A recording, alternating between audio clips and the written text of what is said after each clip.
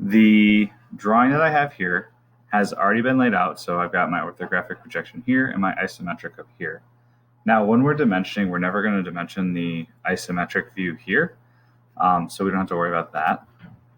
But to add dimensions up in the middle of our page, we have a dimensioning icon that looks like the one we used before.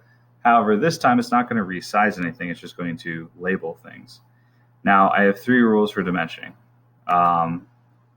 The first one, whoopsies, is I don't want you to duplicate dimensions. So if you have something labeled over there, and then I say, well, I'm going to label over here too. Oops. And do it completely wrong. Oh boy. If you click on a dimension and then just hit delete, it should go away. You can also apparently delete the entire view that way. There we go. So just clicking on the dimension, the text, and hitting delete, I hit Control Z just to bring that back. So anyways, as I was saying before I hit the wrong button, if I dimension over here, this height and this height, they're the same feature, so that's a duplicate dimension. So you're going to not want to do that. So that's one of the rules, do not duplicate dimension. I'll put these in the assignment and in the description on this video for what I'm asking you, or for what the rules I'm asking you to do. There's a lot more rules if you really get into more drawings, but for this exercise, just getting into this for the first time, we're going to stick with 3 rules. So don't duplicate dimension.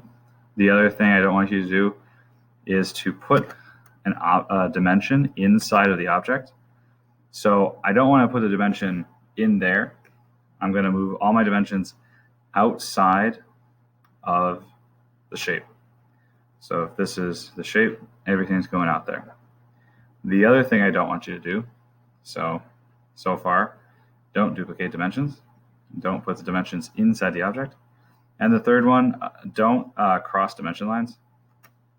So right here, that's crossing a dimension line. We can avoid that entirely, so we're going to not do that. So again, I'm going to click on the dimension, I'll hit delete.